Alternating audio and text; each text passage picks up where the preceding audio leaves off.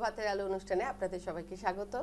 এতক্ষণ আপনারা জ্যোতিষশাস্ত্র দেখলেন, আজকের দিনটি কেমন যাবে সেগুলো জানলেন। এরপর আমরা দেখে নিই আজকে পেপার।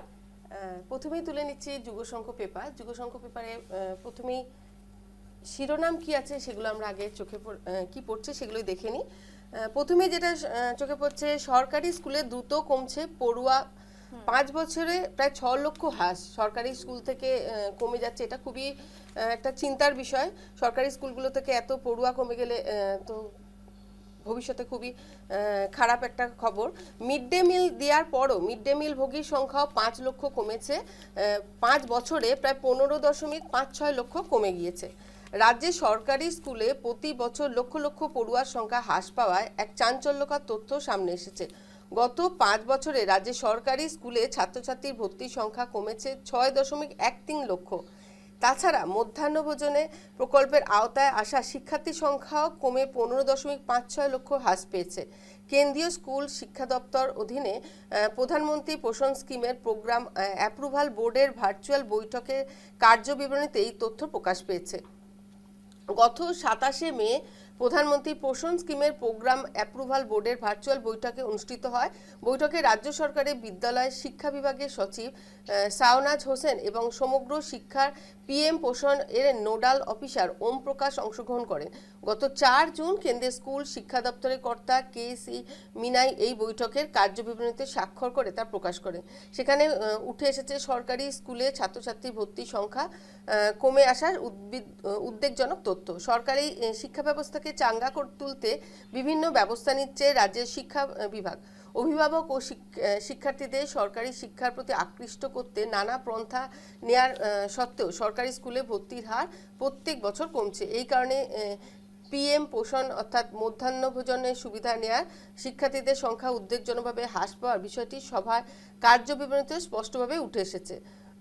তো এই ছিল যুগশঙ্খ পত্রিকার প্রথম যে শিরোনাম। এরপর চলে যাচ্ছি দ্বিতীয় শিরোনামে। দ্বিতীয় শিরোনামে আমরা দেখতে পাচ্ছি উত্তর পূর্বে একাধিক রাজ্য থেকে প্রত্যাহার হচ্ছে আমফা, ইঙ্গিত অমিত শাহের। উত্তর পূর্বে একাধিক রাজ্য থেকে আমফা প্রত্যাহার হচ্ছে।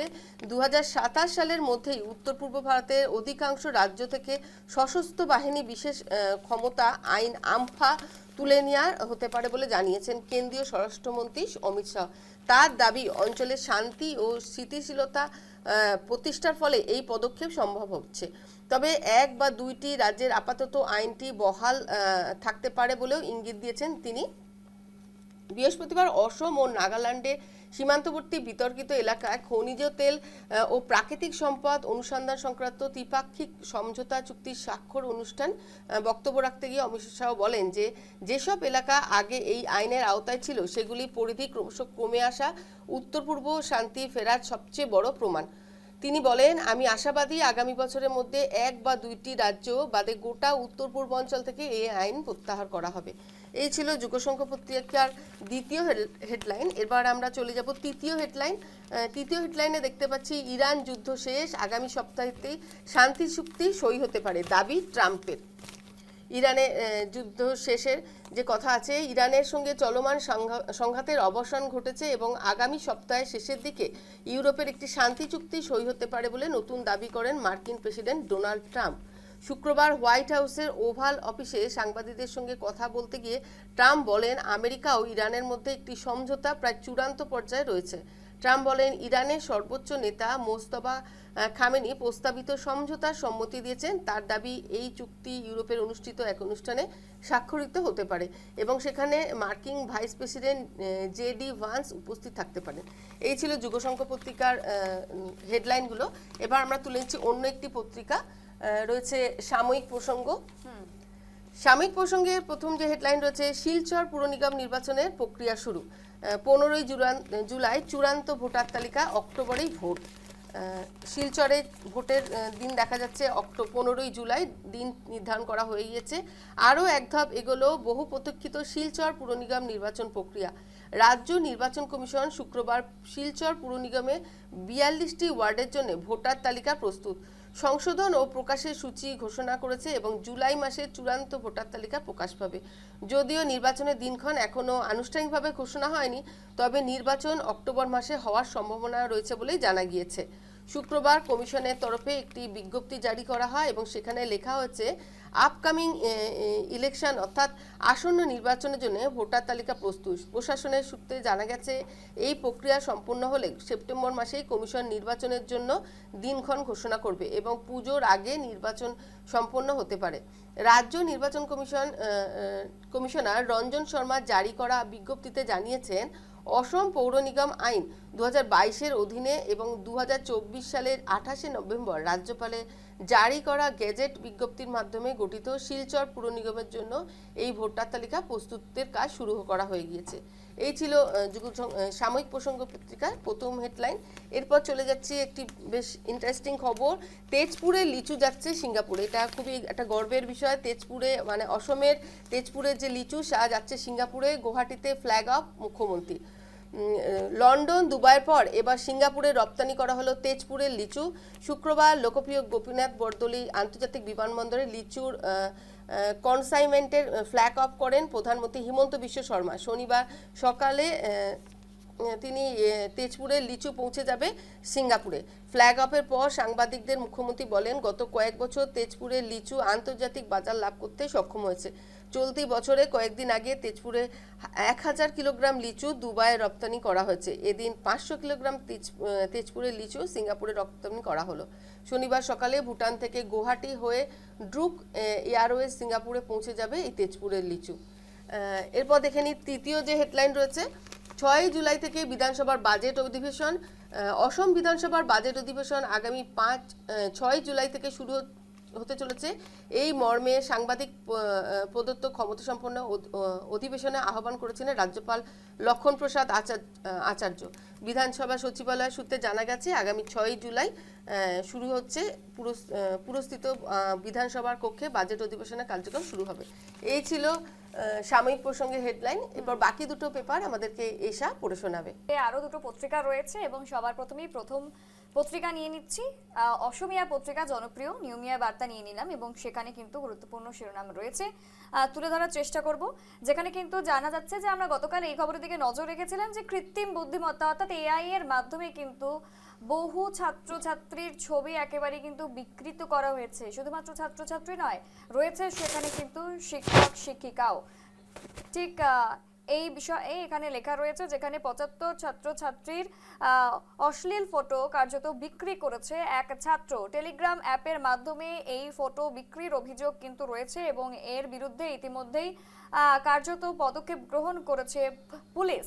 এবং এই খবরের দিকে গতকালও আমাদের নজর ছিল এবং এই ধরনের ঘটনা যাতে আর না ঘটে সেই বিষয়ে কার্যত জানানো হয়েছে এবং সচেতন করা হয়েছে। স্কুল কর্তৃপক্ষ ইতিমধ্যেই সেই ছাত্রকে কিন্তু স্কুল থেকে বহিষ্কার করেছে। এই আপডেটও কিন্তু আমরা শেষ পর্যন্ত পেয়েছিলাম। যদি দ্বিতীয় শিরোনামের দিকে নজর রাখি, একেবারে চটজলদি আপডেট দিচ্ছি আপনাদের। দেশের বিকাশের এক শক্তিশালী অংশীদার অসম, খুবই গুরুত্বপূর্ণ, খুবই গর্বের একটি বিষয়, যেখানে দেশের বিকাশের এক শক্তিশালী অংশীদার হিসেবে অসমের নাম রয়েছে। বুলেট রেল চলবে অর্থাৎ ট্রেন চলবে শিলিগুড়ি থেকে গুয়াহাটি পর্যন্ত, এমনটাও কিন্তু দাবি করেছেন মুখ্যমন্ত্রী ডক্টর হিমন্ত বিশ্ব শর্মা। এবং এক প্রেস কনফারেন্স সেখান থেকেই কিন্তু নীতি আয়োগের যে বৈঠক হয়েছিল দিল্লিতে, সেখান থেকেই কিন্তু এই গুরুত্বপূর্ণ মন্তব্য করেছেন ডক্টর হিমন্ত বিশ্ব শর্মা। তৃতীয় শিরোনামের দিকে যদি নজর রাখি, সেখানে লেখা রয়েছে যে একেবারে প্রথমবারের জন্য অসমে জিআই ট্যাগ যুক্ত লিচু কার্যত চলে যাচ্ছে সিঙ্গাপুরে, রপ্তানি হচ্ছে। একদমই পিয়ালি, যথেষ্ট পরিমাণে গর্বের একটি বিষয়, গুরুত্বপূর্ণ একটি বিষয়, যেখানে লিচু থেকে শুরু করে লেবু, এছাড়াও ভুট জলকিয়া যাকে আমরা বলে থাকি যে ডোললঙ্কা বাংলায়, এবং কাঁঠাল, আদা ইত্যাদি কার্যত এবারে বহির্রাজ্যে পাড়ি দিচ্ছে, বহির্রাজ্যে রপ্তানি হচ্ছে। যথেষ্ট খুশির খবর। এবং ফ্ল্যাগ অফ করে কিন্তু মুখ্যমন্ত্রী এই রপ্তানির যে একেবারে ছবি, সেই ছবি কিন্তু এখানে তুলে ধরা হয়েছে। আমি একটু দেখানোর চেষ্টা করব, যেখানে মুখ্যমন্ত্রী পীযূষ হাজারিকা তারা কিন্তু উপস্থিত ছিলেন এবং ফ্ল্যাগ অফ করে এই রপ্তানি পর্বের সূচনা করেছেন তারা। নিয়মিয়া বার্তা তিনটে গুরুত্বপূর্ণ শিরোনাম আমরা দেখে নিয়েছি। এবার আমরা কার্যত দ্য টাইমস অফ ইন্ডিয়া সর্বশেষ যে পত্রিকা, সেই পত্রিকার দিকেও নজর রাখবো। সেখানে ন্যাশনাল ইন্টারন্যাশনাল খবর রয়েছে এবং সবার প্রথমেই প্রথম পাতায় যে গুরুত্বপূর্ণ শিরোনাম রয়েছে যে Assam Corp school probe students after deepfake pics of women teachers pair sold online, অর্থাৎ ঠিক যেই খবরের দিকে আমাদের নজর ছিল যে আসাম পুলিশ ইতিমধ্যেই কিন্তু গ্রেফতার করেছে সেই যুবককে বা সেই পড়ুয়াকে যিনি কিন্তু এই ধরনের ঘটনা ঘটিয়েছিল। আমরা জানি যে একেবারে টেলিগ্রামে বা ইনস্টাগ্রামে সেই ফটো কিন্তু এআই দিয়ে বিক্রি করা হচ্ছিল এবং ইতিমধ্যে স্কুল কর্তৃপক্ষ ব্যবস্থা গ্রহণ করেছে পুলিশও। দ্বিতীয় শিরোনামে ঠিক যে বিষয়টি উল্লেখ রয়েছে যে US missile hit Indian ships, now Trump blames Iran. ঠিক আমরা যে বিষয়ে নজর রাখছি যে ইউএস এর যে মিসাইল তা কিন্তু ভারতীয় জাহাজকে কার্যত হামলা করেছে, কিন্তু ট্রাম্পের সাফাই সেই হামলা নাকি করেছে ইরান। ঠিক এই খবরের দিকে পরবর্তীতেও আমরা নজর রাখবো এবং বিস্তারিত কি আপডেট রয়েছে পরবর্তীতে কিন্তু অবশ্যই আমরা খবরে নজর রাখবো। এবং তৃতীয় শিরোনাম যেটি রয়েছে, তৃতীয় শিরোনামে যেখানে ভয়াবহ অগ্নিকাণ্ডের ঘটনা ছবি দেখাবো, যেখানে লেস দেন 10 days আফটার হজরানি base in SE Delhi kills 3 of family, অর্থাৎ ভয়াবহ অগ্নিকাণ্ড এবং সেই অগ্নিকাণ্ডের জেরে একই পরিবারের 3 জনের মৃত্যু হয়েছে এবং এই ঘটনা যথেষ্ট মর্মান্তিক, একেবারে বেদনাদায়ক। এই বিষয়টি কিন্তু এখানে লেখা রয়েছে, যদিও এখনো পর্যন্ত অগ্নিকাণ্ড সেখানে একেবারে স্বাভাবিক রয়েছে এবং এই খবরের দিকে কিন্তু আমরা একেবারে শুরু থেকে নজর রেখেছিলাম, যেখানে একেবারে ভয়াবহ অগ্নিকাণ্ডের ঘটনা ঘটে, তারপর কার্যত 21 জনের একেবারে কিন্তু যেই জীবন তা নিয়ে কিন্তু একেবারে নানান রকমের যেই জল্পনা ছিল যে কেউ মারা গেছেন, কেউ মারা যাননি এবং তারই মধ্যে সবথেকে বেদনাদায়ক যে একই পরিবারের 3 জনের মৃত্যু হয়েছে। আমরা দ্য টাইমস অফ ইন্ডিয়ারও তিনটে গুরুত্বপূর্ণ শিরোনাম দেখে নিলাম পিয়ালি। খবরের দুনিয়ায় ফিরতে হবে, তাই আমরা প্রভাতের আলো অনুষ্ঠান থেকে এখানেই বিদায় নিচ্ছি। তবে আপনারা কোথাও যাবেন না, সঙ্গে থাকুন, শীঘ্রই ফিরছি সকালের ব্রেকিং নিয়ে।